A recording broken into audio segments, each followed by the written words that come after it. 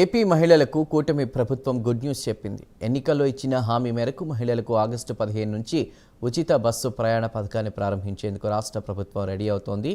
దానికోసం సరైన ప్రణాళికలు రచిస్తోంది.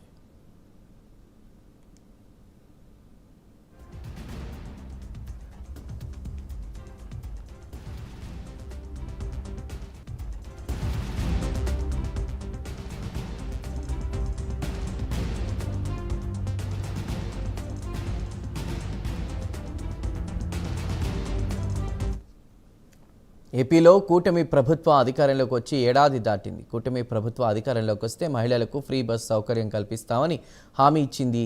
ఈ హామీని నెరవేర్చేందుకు ప్రభుత్వం ఎప్పటి నుంచో కసరత్తు చేస్తోంది. ప్రభుత్వం ఎప్పుడు ఫ్రీ బస్ను అమలు చేస్తుందా అని మహిళలు 1000 కళ్లతో ఎదురు చూస్తున్నారు. అయితే ఎట్టకేలకు ప్రభుత్వం ఆగస్టు 15 నుంచి మహిళలకు ఫ్రీ బస్ అమలు చేయాలని భావిస్తోంది. ఈ మేరకు సీఎం చంద్రబాబు అధికారులతో సమీక్ష నిర్వహించారు. ఎట్టి పరిస్థితుల్లో పథకాన్ని ఆగస్టు 15 నుంచి సమర్థవంతంగా అమలు చేయాలని అధికారులను ఆదేశించారు.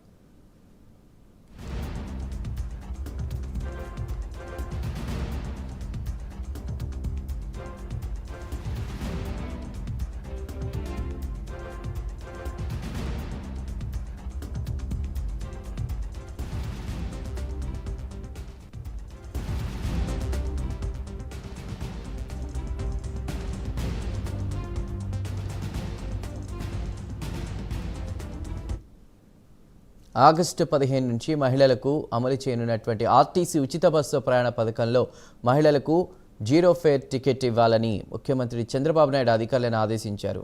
ఎక్కడి నుంచి ఎక్కడకు ప్రయాణం చేస్తున్నారు, ఉచిత ప్రయాణంతో ఎంత మేర వారికి డబ్బులు ఆదా అయ్యాయి, 100% ప్రభుత్వం ఇస్తున్నటువంటి రాయితీ వంటి వివరాలు ఆ టికెట్లో పొందుపరచాలని చెప్పారు. జీరో ఫేర్ టికెట్ ఇవ్వడం ద్వారా ఎంత లబ్ధి పొందారనే విషయం రాష్ట్రంలోని మహిళా ప్రయాణికులందరికీ సులభంగా తెలుస్తుందని అన్నారు. ఇందుకు సంబంధించి సాఫ్ట్వేర్ సిద్ధం చేయాలని అధికారులను ఆదేశించారు.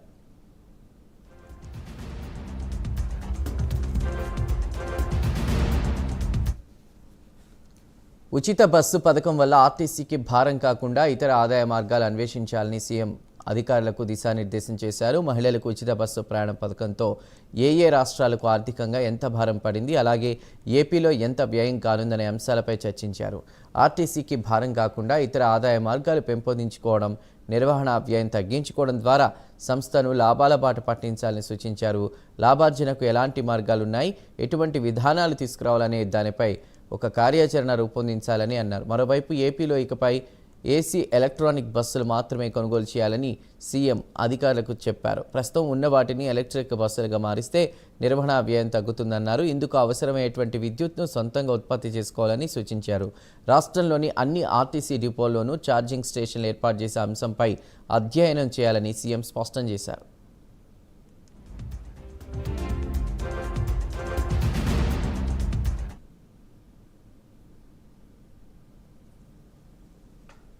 ప్రస్తుతం రాష్ట్రంలో పల్లె వెలుగు, సిటీ ఎక్స్ప్రెస్ బస్సుల్లో రోజు 16.11 లక్షల మంది మహిళా ప్రయాణికులు గమ్యస్థానాలకు చేరుకుంటున్నారు.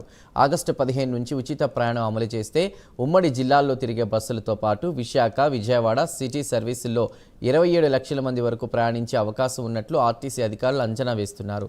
ఉమ్మడి జిల్లాల పరిధిలో ఉచిత ప్రయాణం ద్వారా ఏపీఎస్ఆర్టీసీపై ప్రతి నెల 245 కోట్ల రూపాయల వరకు భారం పడే అవకాశం ఉందని ప్రభుత్వానికి నివేదించారు. అలాగే బస్టాండ్లలో వసతులు, మరుగుదొడ్ల మరమ్మతులు, అదనపు సిబ్బంది, అదనపు బస్సుల గురించి వివరించారు. ఈ సమావేశంలో అధికారులు చెప్పిన విషయాలతో పాటు సీఎం చేసిన సూచనలపై ఒక నివేదిక రూపొందించి పక్కా ప్రణాళికతో కూటమి ప్రభుత్వం ఆగస్టు 15 నుంచి మహిళలకు ఉచిత బస్సును అందుబాటులోకి తీసుకురానుంది.